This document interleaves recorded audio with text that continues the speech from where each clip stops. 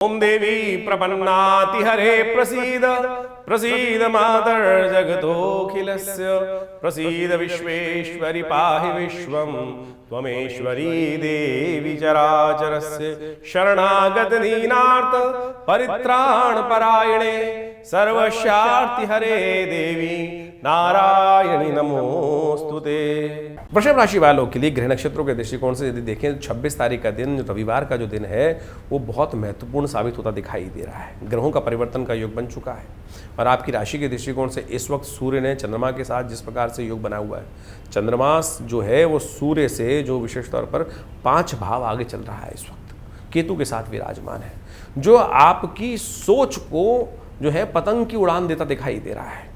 पता नहीं ख्वाब में आप कौन कौन से महल बनाते दिखाई देंगे इस वक्त, लेकिन ध्यान रखना, ख्वाबों में महल बनाते हैं वो कई बार हवा में फुर भी हो जाते हैं, तो इसलिए भ्रम में नहीं फंसना है। अपनी वास्तविक स्थिति का ज्ञान रखते हुए कार्य करने की ज़रूरत है, तो इस बात का ध्यान रखते हुए कार्य करें। तो कहीं ना कहीं क्या होता है, कपोल कल्पित जो क्या होती है कि तू छोड़ रहा है तो मैं तुझसे आगे छोड़ रहा हूँ, तो इस प्रकार की स्थिति ना बने कि मन का वेग जो है वो कहीं नहीं, हवाई महल बहुत ज़्यादा बनते दिखाई दे रहे हैं, तो प्रैक्टिकल में काम करने की ज़रूरत है। हवाई महलों से बाहर आने का प्रयास कीजिएगा, ये कहीं ना कहीं स्थिति ऐसी हो सकती है। इस दिन नमक का दान करें, भगवान सूर्य का ध्यान करते हुए गायत्री का स्तवन करने का प्रयास करें, वो आपके लिए बहुत ज़रूरी है, क्योंकि इन दिनों सूर्य का चंद्रमा के साथ योग जो बनता दिखाई दे रहा है, शनि मंगल का बुध का योग जो बनता दिखाई दे रहा है, वो कहीं ना कहीं मिसमैनेज होता दिखाई दे रहा है और चाहत बहुत ज़्यादा बढ़ती दिखाई दे, चाहे प्रेम में चाहे रिलेशनशिप्स में उम्मीदें बहुत ज़्यादा बनती दिखाई दे रही हैं। तो धरातल पे रहकर काम करने की ज़रूरत है, ये उपाय करें, कल्याण होगा। वृषभ राशि वालों के लिए 27 तारीख की ग्रह गणना दिखाती है, सोमवार का अवसर, एकादशी तिथि विद्यमान है, मोहिनी एकादशी का सुंदर योग बना हुआ है और इस दिन ग्रह नक्षत्र जो परिवर्तन की तरफ जा रहे हैं, रवि सूर्य महाराज जो है वो भरणी नक्षत्र में प्रवेश करते दिखाई दे रहे हैं, जो शुक्र का नक्षत्र है, और साथ साथ शुक्र भी परिवर्तन करते हुए रोहिणी नक्षत्र में प्रवेश करते दिखाई दे रहे हैं, जो चंद्रमा का नक्षत्र है। और ऐसे में इन दोनों के ये परिवर्तन के साथ जीवन में आनंद जो है कहीं ना कहीं जो नया उदय लेता दिखाई दे रहा है, स्वभाव थोड़ा सा हंसमुख रहता दिखाई दे रहा है। लेकिन राहु ने यहाँ बैठकर दशम भाव में जो आपकी राशि में योग बना रखा है, वो कहीं ना कहीं सफलता पे जो अल्टीमेट रिजल्ट है उसमें अंकुश लगाकर बैठा हुआ है, तो उसको ठीक करने का हमको प्रयास करना चाहिए। ये मोहिनी अवतार का जो दिवस है ना, राहु का ही खेल बिगाड़ा हुआ है और आपकी राशि में जो इस वक्त ग्रहों की स्थिति चल रही है, आपकी राशि में भी इस वक्त राहु ने खेल बिगाड़ रखा है। ऐसी स्थिति में आप समझें कि जो ग्रहों के राहु केतु के मध्य में सारे के सारे 9 ग्रह कहीं ना कहीं आपकी राशि में फंसे हुए हैं, तो राहु का उपयोग उपाय करने का दिन बड़ा श्रेष्ठ है। कौन करेगा राहु का उपाय? किसने किया राहु का उपाय? भगवान विष्णु ने, मोहिनी अवतार लेकर। तो इस दिन इस शुभ योग में भगवान विष्णु का स्पेशल पूजन करने का प्रयास करें। एक मंत्र बता रहे, ओम नमो नारायणाय, इस मंत्र का स्तवन करने का प्रयास करें। शंखनाद करें, घर में शंखनाद करते ही राहु का नेगेटिव प्रभाव, कहते हैं शंखनाद से भूत भाग जाते हैं, राहु का नेगेटिव प्रभाव को दूर करने के लिए इस दिन शंखनाद अवश्य करने का प्रयास करें। आप तो मोबाइल पे भी सुन सकते हैं शंखनाद को, तो आप देखिएगा आपके घर के नेगेटिव चीज़ों को, राहु के नेगेटिव प्रभाव को दूर करने के लिए, भ्रमों को दूर करने के लिए, मनोमस्तिष्क को ठीक करने के लिए ये बड़ा सुंदर उपाय है और शास्त्र में जो वर्णित है वो भी हम आपको बताते हैं। वैशाख मास की जो शुक्ल पक्ष की एकादशी होती है उसको मोहिनी एकादशी माना जाता है। मोहिनी एकादशी जो है वो मोहिनी अवतार के रूप में भगवान का प्राकट्य करने की घटना को शास्त्र में वर्णित करते हैं। भगवान मोहिनी अवतार में कई बार उपस्थित हुए अपने भक्तों की रक्षा करने के लिए, जो उनकी अनन्य श्रद्धा के साथ भक्ति करते हैं। भगवान मोहिनी अवतार भी उनको लेकर इस बात को शाश्वत सत्य बताते हैं कि मैं हर रूप में कहीं ना कहीं भक्त की रक्षा करने के लिए। कई बार कथा शास्त्र में अनेक अनेक रूप से, हरि अनंत हरि कथा अनंता, इस बात को कहा गया है। जब सागर मंथन हुआ, सागर मंथन में राहु ने जब अमृत को ग्रास करने का प्रयास किया, जब देवताओं और राक्षसों में कहीं ना कहीं इस बात पर विवाद उत्पन्न हो गया कि भाई अब जो अमृत कलश निकला है उसको हम ही लेंगे, देवता कहे हम, और ऐसे में राक्षस यदि उसको पान कर लेते तो विश्व को कहीं ना कहीं बचने का मार्ग ही बंद हो जाता। तो ऐसे में भगवान ने सुंदर रूप से उनकी आपस में परस्पर जो विरोध चल रहा था बैठाया, शांत किया और स्वयं मोहिनी अवतार लेकर उनके बीच में उपस्थित हुए और कहा कि मैं तुमको पान कराता हूँ। और सुंदर रूप से कथा इतनी सुंदर वर्णित है कि भगवान भक्तों की, अपने भक्तों की रक्षा करने के लिए संसार को भी मोह लेते हैं और संसार को मोहकर हमेशा जो कार्य करते हैं उस सिद्धांतिक तौर पर मानने, कहीं छल नहीं था। बहुत सारे लोग इस बात को आज की तारीख में तथाकथित रूप में कहेंगे ये तो छल है। छल नहीं है, पापी को शक्ति देना सबसे बड़ा छल है, सबसे बड़ा कष्ट है। यदि पापी के साथ जो है वो गलत व्यक्ति के साथ कोई भी, यदि हम न्याय की बात कर रहे हैं, वो तो न्याय करेगा ही नहीं। तो भगवान ने ये कार्य किया और कहा जाता है राहु ने भगवान के समस्त उस कार्य को देख लिया कि भगवान कैसे देवताओं को तो अमृत का पान करा रहे हैं और केवल जो राक्षसों को जब समस्या आते हैं तो वो कलश ही बदल देते हैं। तब राहु ने अपना स्वरूप बदल कर, कहा जाता है कि उस देवताओं की लाइन में जाके बैठ गया।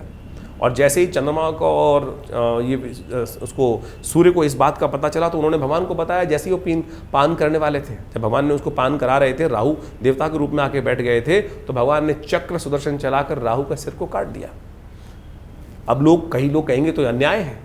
अन्याय नहीं है, दुष्ट को किसी प्रकार से क्षमा करने योग्य नहीं है। राहु पापी था, ग्रह उसका मंतव्य गलत था कि इस शक्ति का उपयोग कर कर वो संसार को अपने सुख के लिए संसार को त्रास देने के लिए इस समस्त योजना पे कार्य कर रहा था। तो किसी प्रकार भी उसके कार्य को न्याय युक्त नहीं कहा जा सकता। तो मोहिनी अवतार जो है भगवान का न्याय के युक्त है। तो न्याय क्या है उसकी व्याख्या हमें अच्छे से इन कथाओं के माध्यम से समझ लेनी चाहिए। तो ये जो पर्व है विशेष तौर पर भगवान की अनुकंपा प्राप्त करने का है।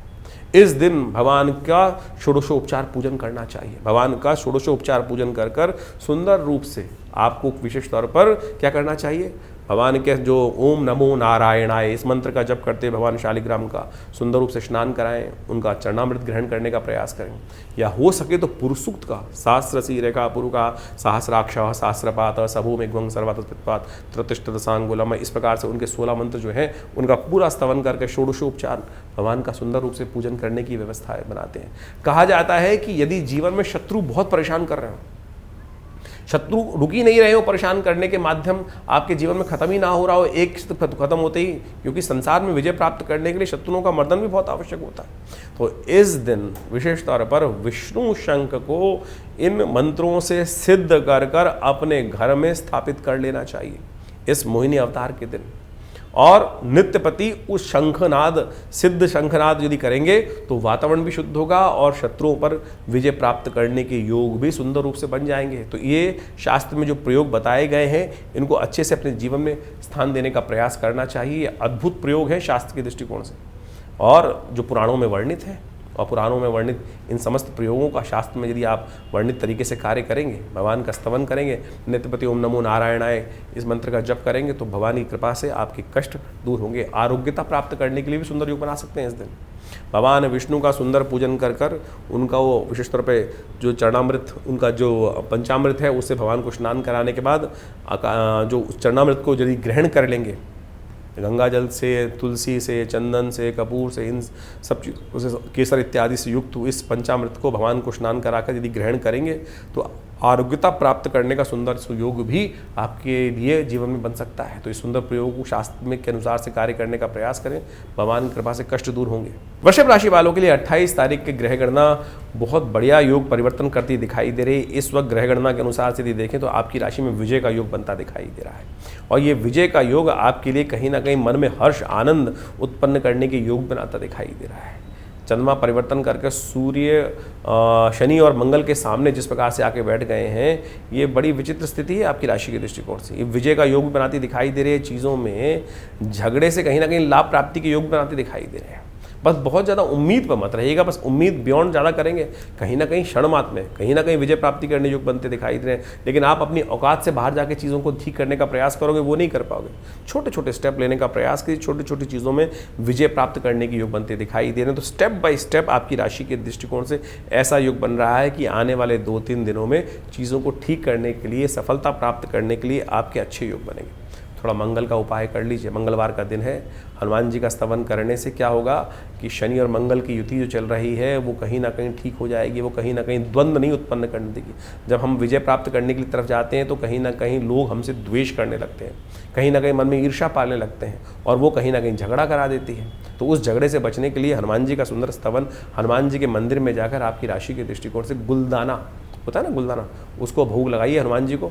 उनको हो सके तो थोड़ा सा एक काम करें, चमेली का तेल उनको अर्पित करने का प्रयास करें, चमेली के तेल का दिया उनके सामने जला दीजिए। इतने सारे उपाय हैं, इनमें से जो भी आपकी सामर्थ्य उसको करने का प्रयास कीजिए। कृपा से कष्ट दूर होंगे। वृषभ राशि वालों के लिए 29 तारीख का दिन बुधवार के दिन साथ साथ त्रयोदशी तिथि प्रदोष का सुंदर योग जो बन रहा है वो ग्रह गणना के अनुसार से काफ़ी ग्रह के दृष्टिकोण से देखा जाए तो 50% से ज़्यादा ग्रह आपके अनुकूल इस वक्त बनते दिखाई दे रहे हैं। इस वक्त आपकी राशि के दृष्टिकोण से जो योग ग्रहों का योगा योग बना हुआ है वो कहीं ना कहीं यदि आपकी राशि के दृष्टिकोण से देखें धर्म युक्त कार्य करने का दिन है, धर्म से विमुख जाने का दिन नहीं है। धर्म युक्त कार्य में जो आपके लिए है वो विजय का योग बहुत सुंदर रूप से बनकर तैयार है और बहुत सारे लोगों को प्रभावित करने के लिए भी आप बहुत सुंदर ग्रह में इस वक्त कर रहे हैं। जिससे दोस्ती बनाना चाहो उसे दोस्ती में यदि आप हाथ बढ़ाओगे आगे तो वो कहीं ना कहीं आपको सहयोग रिस्पॉन्स पॉजिटिव देने की स्थिति बना सकता है। बस इनिशिएट लेने का आपको दिन दिखाई देता है। इनिशिएट पॉजिटिव लेकर काम करोगे तो चीज़ें आपके लिए बहुत बढ़िया जाती दिखाई दे रही हैं। इस दिन प्रदोष है और इस समय ग्रह नक्षत्रों के दृष्टिकोण से यदि देखें तो आपकी राशि में थोड़े राहु महाराज अच्छे नहीं चल रहे हैं।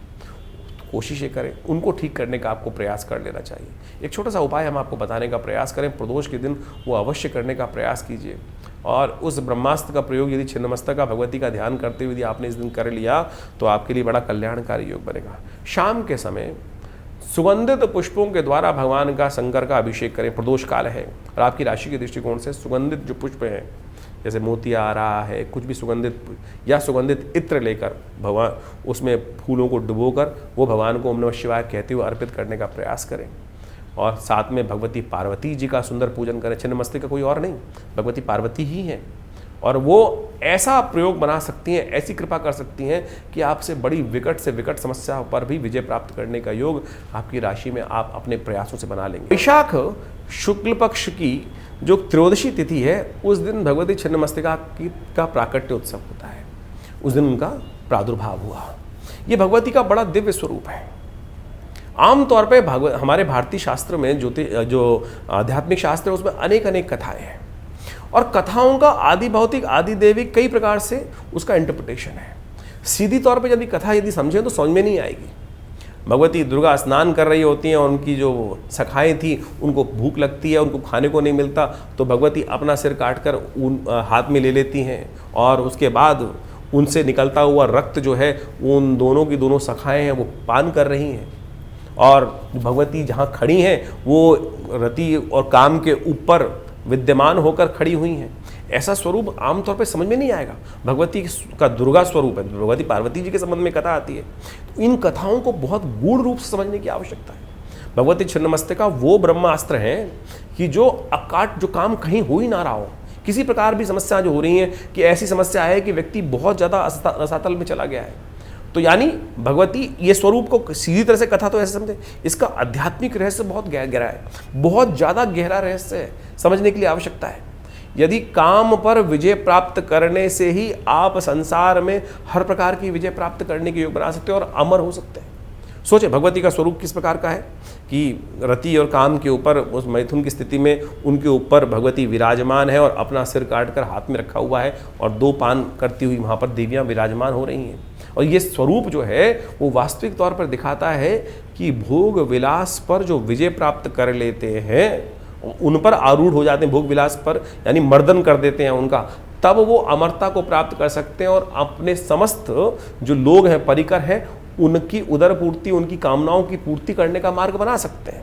यानी आपको अपनी कामनाओं अपनी वासनाओं पर पहले विजय प्राप्त करनी पड़ेगी, तब जाकर यदि उन पर लिप्त हो जाओगे, कामनाओं पे वासनाओं में यदि लिप्त हो जाओगे तो कुछ नहीं कर सकते। छिन्नमस्तिका भगवती का कभी समय मिलेगा तो बहुत ज़बरदस्त तरीके से उसका हम आपको जो प्रभाव है वो समझाने का प्रयास करेंगे, लेकिन क्षणिक शब्दों के माध्यम से इस उत्सव को बड़े आनंद रूप से समझने की आवश्यकता है।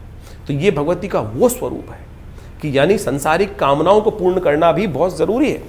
संसारिक कामनाओं की पूर्ण करने के लिए भगवती ने ये स्वरूप का ये घटना को वो वहाँ पे जो रखा गया है ये दश महाविद्या के अंतर्गत जब सबसे ज़्यादा शक्ति संपूर्ण भगवती का स्वरूप है।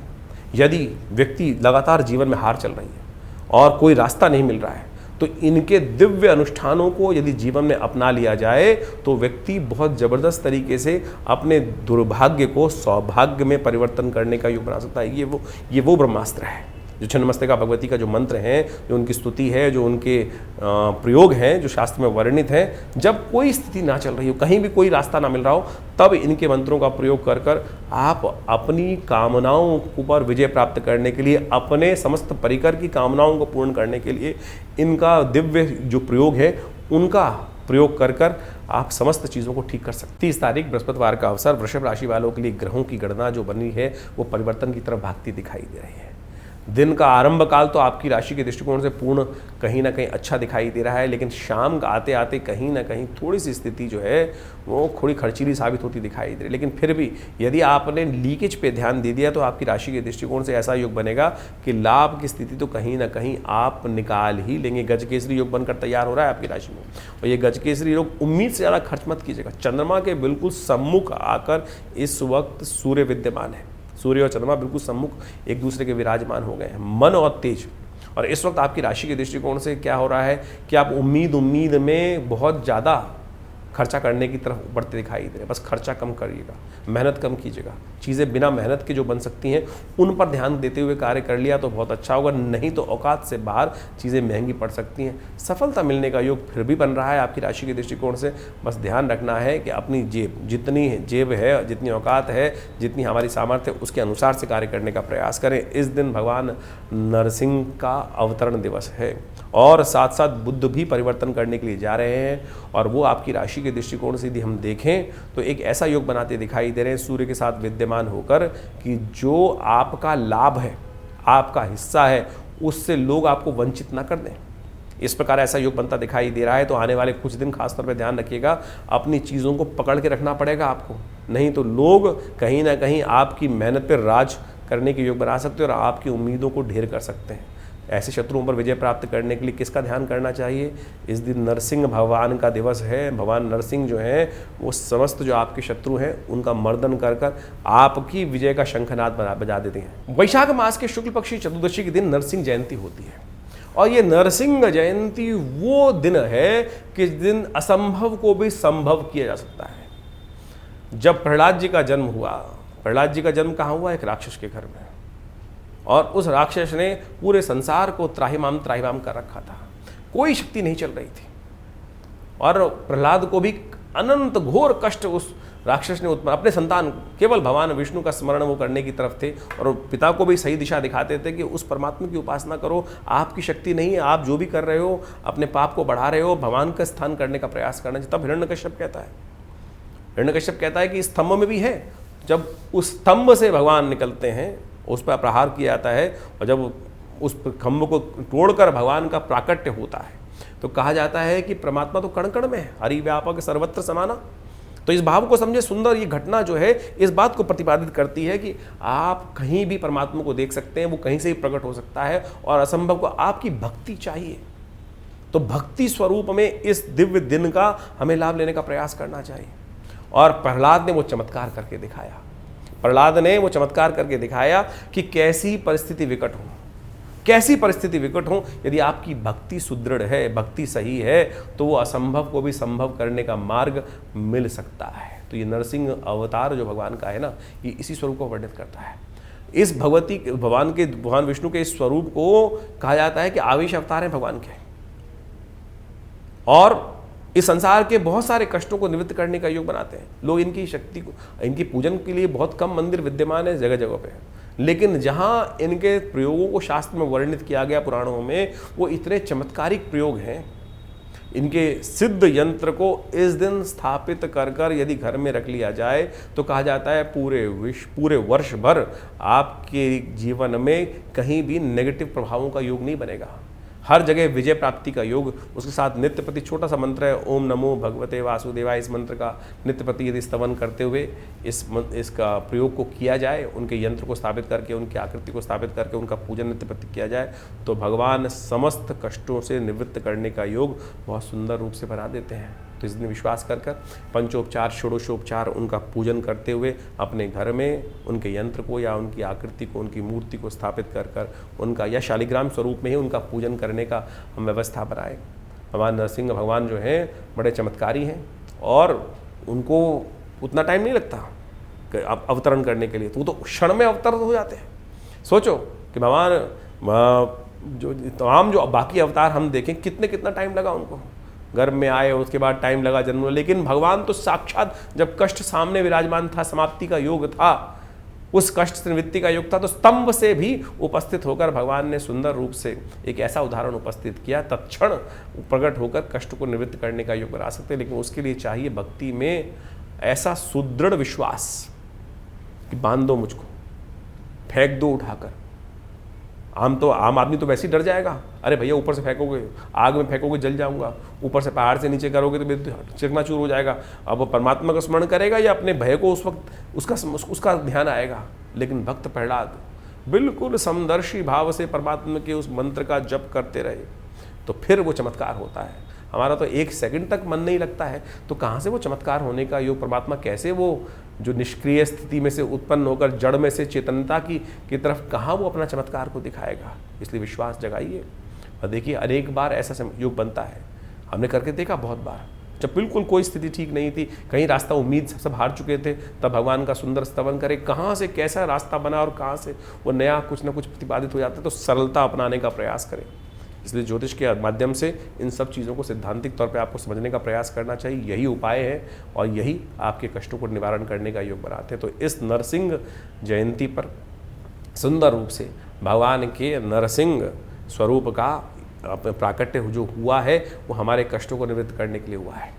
तो यदि जीवन में ऐसा कोई आतताई आपको कष्ट दे रहा हो जिसकी कहीं भी निवृत्ति नहीं हो, या कैरियर में कोई ना कोई ऐसा आगे आदमी बैठ गया हो जो आपकी हर तरह से कैरियर में आगे बढ़ने से आपको रोक दिया हो, तो इस दिन भगवान नरसिंह का जो विशेष तौर पर सिद्ध करा हुआ यंत्र होता है उसको अपने घर में यदि स्थापित कर लिया जाए, अपने ऑफिस में स्थापित कर लिया जाए, तो उन सब कष्टों से निवृत्ति करने का योग, आपदाओं से निवृत्ति करने का योग सुंदर रूप से बन जाता है। ग्रहों का अभी परिवर्तन का प्रभाव आपने अच्छे से समझा कि कब कौन से दिन किस प्रकार के ग्रहों का परिवर्तन होने का योग चल रहा है।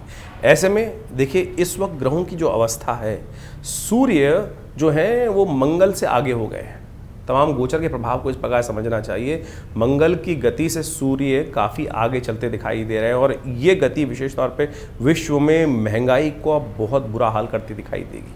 कमर तोड़ महंगाई आगे जाकर व्यक्ति को परेशान करने के योग बनाती दिखाई दे रही है। और इस प्रकार के योग जो बन रहे हैं ये विशेष तौर पर एक तरह से त्रास देने वाले योग हैं। किसी के रोके महंगाई रुकने में बहुत दिक्कत आती दिखाई दे रही है। इस प्रकार के योग शास्त्र के दृष्टिकोण से बन रहे हैं। और आपकी राशि के दृष्टिकोण से यदि देखें तो ग्रह योग आमतौर पे समझ लें, गोचर के दृष्टिकोण से देखें 15 से 45, यानी इतना ज़्यादा भयावह स्थिति परिवर्तन करती दिखाई दे रही है। महंगाई के दृष्टिकोण से देखें, मौसम के दृष्टिकोण से भी आगे आने वाले जो ग्रहों का योगायोग दिखाई दे रहा है वो कहीं ना कहीं स्थिति को थोड़ा सा अशांत करने की तरफ ले जाता दिखाई दे रहा है। मंगल शनि का टकराव भी चल रहा है और वो कहीं ना कहीं चीज़ों को किस विपरीत दिशा में मोड़ सकता है। आने वाले समय में विशेष तौर पर देखिए कि जो जेठ का महीना आने वाला है उसमें 5 शनिवार का योग बनने वाला है। वो कहीं ना कहीं नए युद्ध के मैदान खोलने की स्थिति उत्पन्न कर सकता है विश्व के दृष्टिकोण से। तो अभी कोई बहुत ज़्यादा शांति का वातावरण नहीं है। 2026 अपने आप में कई परेशानी करने वाले योगों को लेकर आता दिखाई दे रहा है।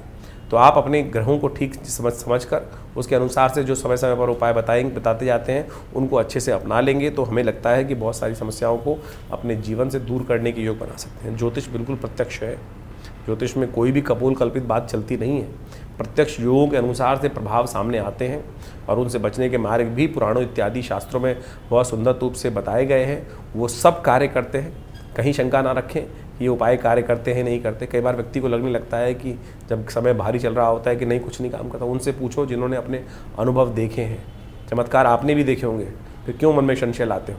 और ज्योतिष विज्ञान के माध्यम से समझ लें हमारे जीवन में कई सारे जो प्रभाव हैं, जो भी कर्म को भोगते हैं वो हमारे सामने हर रोज़ आते हैं।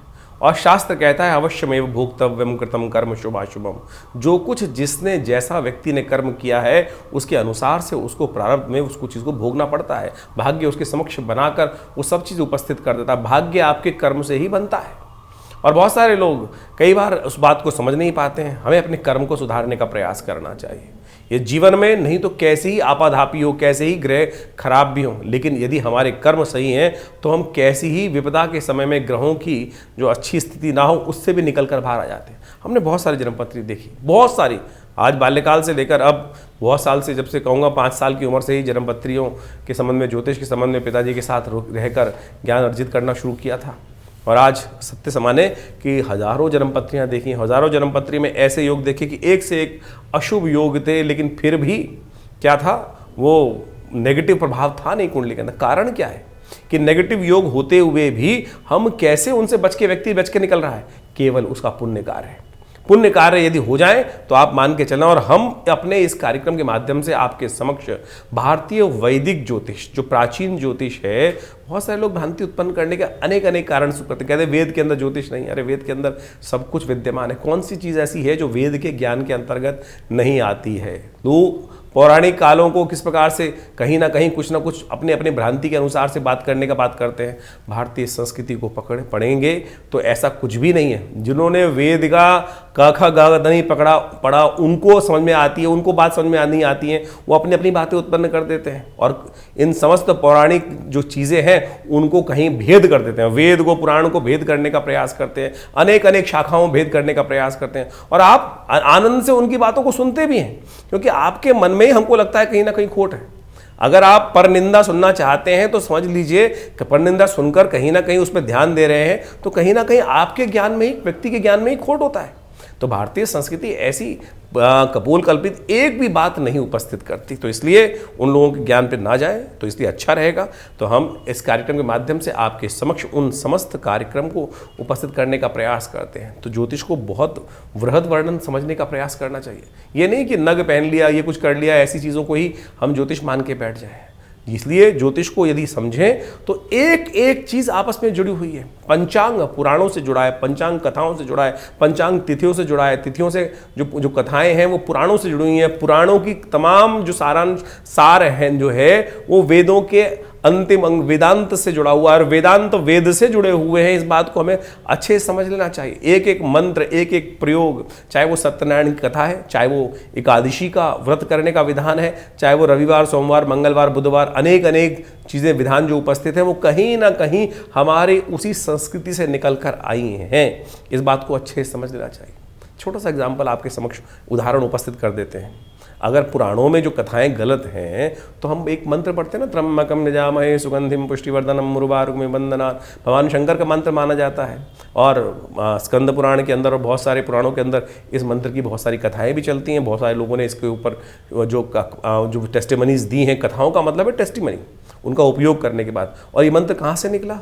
ये मंत्र यजुर्वेद का मंत्र है। यजुर्वेद के में अंतर्गत आए इस मंत्र को। तो तमाम मंत्र कहीं ना कहीं वेद से ही निकल कर आए। जो लौकिक मंत्र, जो वैदिक मंत्र हैं, लौकिक मंत्र बहुत सारे बना दिए गए हैं, लेकिन वैदिक मंत्र जो है वो कहीं ना कहीं तो वहाँ से निकल कर आए, वेदों से ही निकल के आए ना, और उन्हीं का उपयोग शास्त्र में किया जाता है। इस पर कहीं वर्णन का बात कहीं और है, तो उसको हम कभी ना कभी समय लेंगे, लेकिन भ्रांतियों में ना फंसे इस बात के लिए हमने हल्का सा इसको टच देने का प्रयास किया। क्योंकि बहुत सारे लोग आजकल मन में कहीं ना कहीं भाव लेके चल जाते हैं। कारण उसका यह है कि हमारे स्कूलों व्यवस्था में, विद्यालयों में हमारे शास्त्रों को पढ़ाना लोगों ने बंद कर दिया और हम आज की तारीख में केवल सुपरफिशियल ज्ञान के चक्कर में फंस जाते हैं। और फिर कोई ना कोई बीज रोपण कर देता है, वो बीज रोपण में पानी मिल जाती है, कहीं ना कहीं खाद मिल जाती है, कहीं ना कहीं नास्तिक लोगों का, और फिर वो पेड़ बन के कहीं ना कहीं हमारे मस्तिष्क में उत्पन्न हो जाता है और फिर वो अज्ञानता की तरफ हमें धकेल देता है। सही मार्ग पर चलता हुआ व्यक्ति भी कहीं ना कहीं भ्रांति में फंस जाता है। तो ज्योतिष को सही रूप से समझें, बिल्कुल कहीं भी कोई चीज़ गलत नहीं है। तो उन सब उपायों को आप अपने जीवन में स्थान देने का प्रयास करें। कितने सुंदर सुंदर जो उत्सव इस वैशाख के महीने में आए, और इसके बाद तो जो जेठ का महीना आने वाला है इससे भी बढ़िया आनंद का देने वाला है। उन सब समय में हम तमाम विश्व में कहीं कोई लोग परेशान हो रहा हो, हम उसको ना ध्यान दें, अपने कर्मों को सुधारें, अपनी गति को, ग्रहों की गति को देखें और अपनी चीज़ों को ठीक करते जीवन में आए थे हरि भजन को ओटन लगे कपास, इस चक्कर में ना फंसें। तो उस परमात्मा के साधन को, जीवनचर्या को ठीक करते हुए साथ साथ चलाने का प्रयास करें। बहुत सारी चीज़ें हम ठीक कर पाएंगे। और ज्योतिष की बहुत सारी बातें, एक बात मान के चले, हमने अभी इसकी बात में आपको उठाया था कि हमारे जन्मपत्री में बहुत सारे नेगेटिव रोग होते हैं, लेकिन कई बार वो फलीभूत नहीं हो रहे थे। इसी प्रकार से बहुत अच्छे योग होते हैं, वो फलीभूत नहीं हो रहे थे। कारण क्या है? कारण है कहीं ना कहीं कब, समय कब आने वाला है। जैसे आप मान के चलें किसी व्यक्ति की कुंडली में केमुद्रम योग बना हुआ है। केमुद्रम का मतलब है आपके 100 राजयोग बने हुए हैं, एक दरिद्र योग आ गया, वो सबको लीप के खत्म कर देगा। अब कैसे उसको ठीक करना है? ज्योतिष विज्ञान वो सूत्र बताती है कैसे उसको ठीक करेंगे। ऐसे मंत्र हैं, ऐसे मंत्र हैं सत्य माने कि जिनको यदि उस समय जप लिया जाए तो उस मुहूर्त के अंदर तो किमुद्रम का क्या प्रभाव।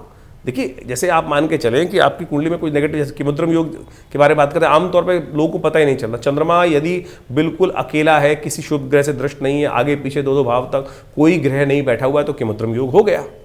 और फिर क्या होगा, उससे दरिद्र योग बन जाएगा, छन्नी की तरह काम करेगा। अब किसी कुंडली में है तो किसी राजा के यहाँ भी पैदा हो गया तो फिर वो कहीं ना कहीं दरिद्रता की तरफ भागता चला जाएगा। अब इसको कैसे बचाया जाए?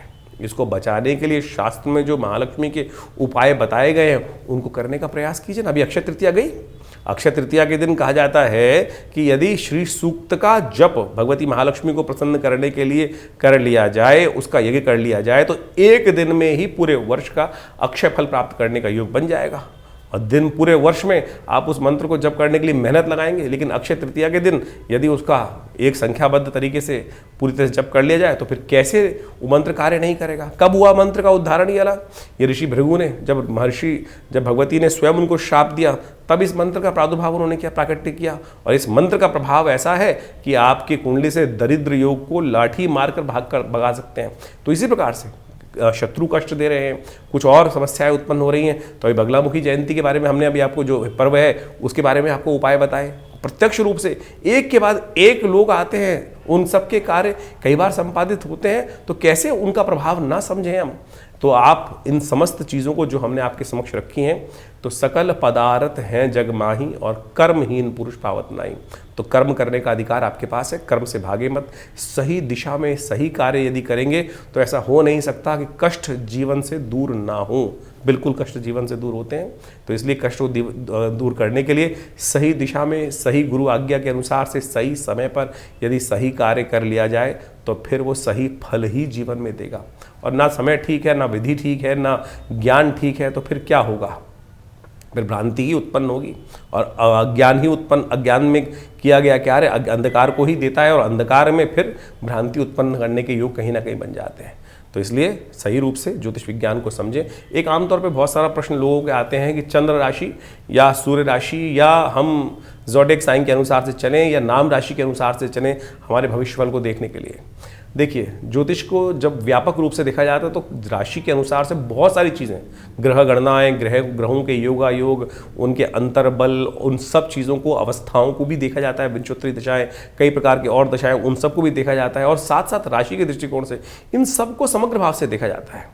तो आमतौर पे चंद्र राशि सबसे बढ़िया प्रमाणिक मानी जाती है, लेकिन फिर भी नाम के अनुसार से भी राशि का प्रभाव होता है, उसके अनुसार भी देखा जा सकता है, लग्न के अनुसार से भी देखा जा सकता है, सूर्य के अनुसार, सूर्य राशि के अनुसार से भी देखा जा सकता है। लेकिन जितना सटल होते जाओगे, सबसे पहले आप मान के चले सूर्य राशि हो गई, सूर्य राशि से और सटल करोगे तो और उसको माइन्यूट देखने का प्रयास करोगे तो क्या होगा, फिर लग्न राशि आ जाएगी।